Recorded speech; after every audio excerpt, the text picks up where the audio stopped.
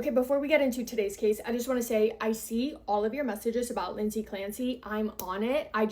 You guys know, or I hope that you know, I'm quality over quantity. So I just want to take my time with it. I want to make sure that one, everything that I'm putting out, especially about this case, because it does feel really controversial, I want to make sure that all the information is one, correct, and two, well formatted to put it out to you guys in a way that makes sense. Because at the end of the day, the reason why I talk about these things is to spread awareness and educate people. So I'm checking my sources, I'm doing my things, but I'm working on it. I just don't want to rush it is my point, but I did want to let you guys know that I'm working on it. Now, as far as today's case, the best way to describe this is by saying that it's a deeply unsettling story, and that's the simplest way that I could put it. This is not an ad, by the way, but I just saw that a new true crime Netflix documentary is coming out later this month, I think. It's called Death of the Pastor's Wife. It's about Micah Miller and what happened to her, and it's a crazy case, so let's talk about it. On April 27th of 2024 at 4:23 p.m., police received a 911 call. The caller was a man that was out fishing, and he was calling to report that there was a deceased human body floating in the water. This was in Lumber River State Park in North Carolina. Come to find out, a second witness was at the park about an hour or so before that 911 call, and he had also heard something very suspicious because he had heard what he described to sound like a really faint cry. He heard a cry for about 2 to 3 minutes and then a loud bang. That prompted him to get really worried really quickly, and after hearing that, he started trying to make his way towards the area in which he thought he heard the crying coming from. He didn't know what happened, but he knew that it couldn't be good, and shortly after that, the fisher then found the body in the water. That body was that of 30-year-old Micah Miller, and eventually authorities would also recover a weapon in the water as well as Micah's car that was found in the parking lot. Inside of her car was a receipt showing that the weapon had been purchased that same day, only hours before. When she was found, it looked like to authorities that Micah Miller chose her own fate, but as soon as her friends and family members heard the news, every single person she was close to was looking at one person, and that was Micah's husband of 7 years, Pastor John Paul. The very next day, April 28th, Micah's husband announces Micah's death to their church. He was a pastor at Solid Rock Church in South Carolina, and everyone that attended that church knew John Paul because he was the pastor, but everyone at that church also knew Micah very well because she was so involved in the church. She was always willing to help, kind and genuine to every single person that walked through those doors, and she was always the first to welcome new members in with open arms. So John Paul gets up on stage and he says that he has an announcement. He tells the crowd that he would like for them all to listen carefully and to please not discuss what he is about to say inside of the church. He says, quote, "I got a call late last night. My wife passed away. It was self-induced and it was up in North Carolina." He mentions her funeral, asks for prayer for both him and their children, and continues on to say, "You all knew that she was not well mentally, and then she needed her medicine that was hard to get to." That announcement, weird. Felt weird to a lot of people. Weird way to announce your wife's death, especially the day after. So weird in itself, but even weirder when details of what their marriage was really like started unraveling. And although her cause of death was ruled as a self-inflicted wound, not only Micah's family, friends, and loved ones, but also people from the church came together and spoke out about their beliefs, which were that Micah did not choose her own fate. And they suspected that the person who did was none other than her husband, Pastor John Paul. Back in October of 2023, so months before her death, Micah had told John Paul that she wanted to separate. She wanted a divorce because she claimed that John Paul wasn't only unfaithful, but he treated her terribly, often putting her in positions in which she felt scared of her own husband and forced to stay in that marriage out of fear. This behavior of John Paul being manipulative, possessive, and controlling is also backed up by a paper trail. A trail of previous police reports that were filed, as well as supported by people who knew Micah, who Micah confided in and spoke to about her relationship. One of those people that Micah trusted with a lot of this information was her sister. So to give you an idea of John Paul's behavior, when Micah filed for divorce, she went to her sister's house to get away from him. He did not like that, and he called and texted both Micah and her sister repeatedly, aggressively, basically saying that either Micah comes back home tonight or else. Micah's sister's priority in that situation, like any siblings would probably be, was to protect Micah and to make her feel safe and comfortable. Because of that, she wasn't having anything that John Paul was saying, and she made it very clear to him that he was not welcomed at her house. John Paul then texted her and said, quote, "I will be at your house at 12:55. I am armed and ready and I will keep you up all night. I'm gonna get her back." Micah's sister called to report this to police, but the case was dismissed and Micah did eventually return back home. And that's only one example, because between that point and the day that her body was found, there were a lot of concerning instances. On February 8th, Micah Miller was involuntarily hospitalized for 48 hours. She was hospitalized because JP, John Paul, we're going to be referring to him as JP from now on, but JP claimed that she had not been taking her medication and she needed help. She had been struggling with her mental health and she had been seeking medical help because of it, because she had intentions to get better. But the choice to be checked into the hospital, that was not hers, it was JP's. While in the hospital, JP took Micah's keys and purse, stole her car, and moved out all of her possessions out of the home that they shared. During this time and following Micah's release, there was, unsurprisingly, a lot of tension between Micah's family and JP. Because Micah's family felt like JP was exaggerating Micah's mental health, claiming that she was in a horrible headspace only to be able to then use that to his advantage to manipulate her into staying with him when all she really wanted was to leave him. In fact, she made the decision to leave him time and time again, but she would always end up right back with him. That was until days before her death, when she had made the final decision that enough was enough and that she wanted out of that marriage for good. JP's side of the story, of course, was him painting himself out to be a good guy. His reasoning for his behavior was that he was just concerned for Micah's well-being, saying that all he wanted to do was help. But every once in a while, his true colors would show. Obviously, one of his many issues was needing to stay in control, and when he felt that control slipping away, he lost control over his own behavior. Because if something went wrong, and because he claimed to have power of attorney over Micah, if her family members did or said something that he didn't like, he would tell her family that if they continued acting in that way, he would make sure that they would never see Micah again.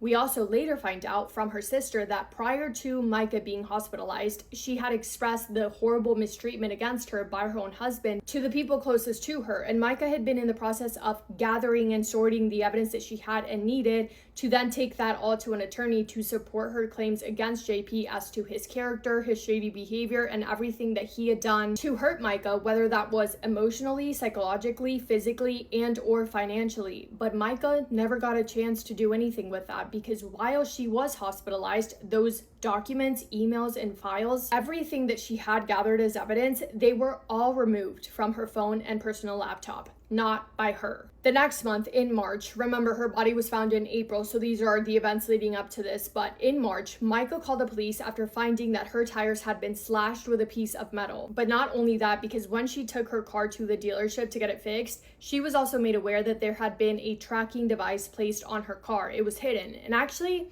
I believe in total there were 3 different instances in which Micah was made aware that tracking devices had been placed hidden in the car. Micah later then reported that she was trying to get a restraining order because, quote, she was afraid for her life. But perhaps the most unsettling thing comes directly from Micah's sister, because we later find out that Micah had confided in her and told her that yes, she was scared for her life, but not only that, because she told her sister that if something happened to her and she was found deceased, it wouldn't be her doing, it would be John Paul's. Micah's brother also came forward and said that she told him, quote, on numerous occasions that she feared John Paul and wanted to escape him. In April, just 12 months before her death, Micah legally filed for separation from JP.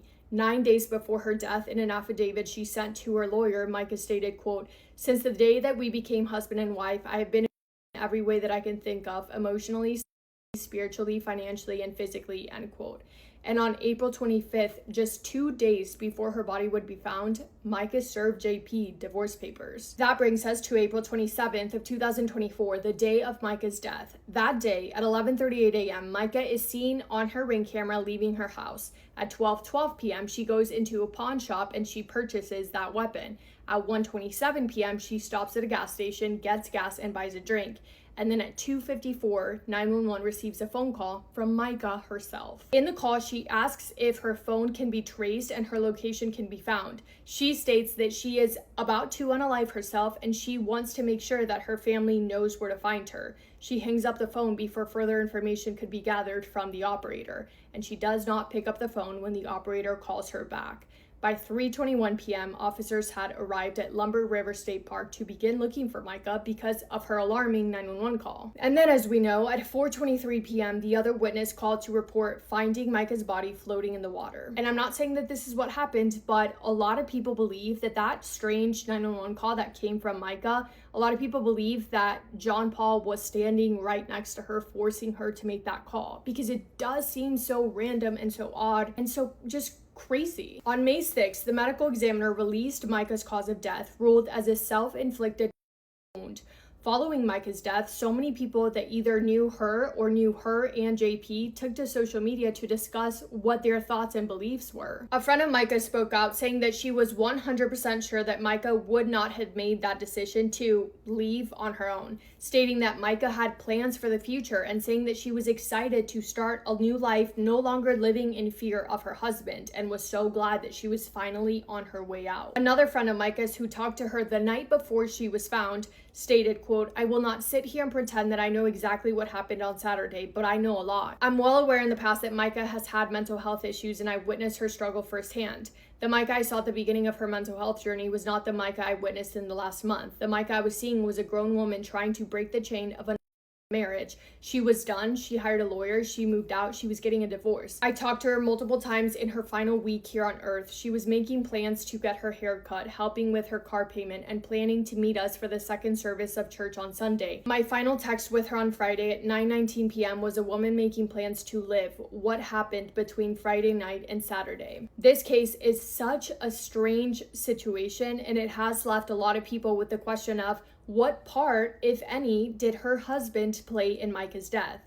Back in November of 2024, the FBI searched John Paul's home in Myrtle Beach, South Carolina. At the time, it wasn't exactly clear what they were looking for, but it became a little bit clearer in December, when more than a year and a half after Micah's passing, a federal grand jury returned a 2-count indictment against 46-year-old John Paul Miller. Count 1, cyber stalking. Count 2, making false statements to federal investigators. The indictment alleged that beginning in November of 2022 and continuing up until Micah's death, so about approximately an 18-month period, Micah had been engaged in a repeated pattern of unwanted communication, stalking, interference to her finances and daily activities, damages to her car, GPS tracking devices placed on her car, amongst other things, all done by her husband. Prosecutors said the alleged cyber talking did leave Micah in a position in which she was scared of her own life. However, as far as I can tell, those charges to him did not at all alter or change the final ruling of her death. So it kind of sounds like they're saying, yes, he stalked her, he scared her, he did put her in a vulnerable position, but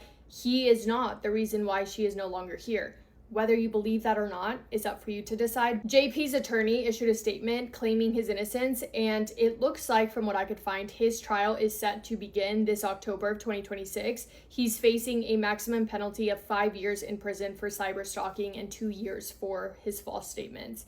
As of today, the Micah Miller case remains officially closed and her cause of death remains the same. And I want to end the video with a quote describing Micah by her family. Quote, "Micah was energetic, affirming, adventurous, faithful, loving, giving, forgiving, talented, joyous, creative, assertive, bold, determined, authoritative, passionate, hardworking, a risk taker, and so much more. Micah loved her family so much. She looked forward to every text from her father or brother. She sought every opportunity to pour into her sisters. There were thousands of nights that she would pray out loud for God to just always bless and take care of her family. They were constantly on her mind. Micah wanted more than anything for each member of her family to serve Jesus continually." Yeah, terrible. That is all from me today. Let me know what your thoughts are on this case and if you've heard of this before and what your opinions are. But yeah, that's all from me. Thank you guys for spending time with me today and for listening to Micah's story. Hope you guys are having the best day. If not, go do something to make it the best day. Make somebody happy, and I will see you in my next video. Massive kiss on the forehead to every single one of you.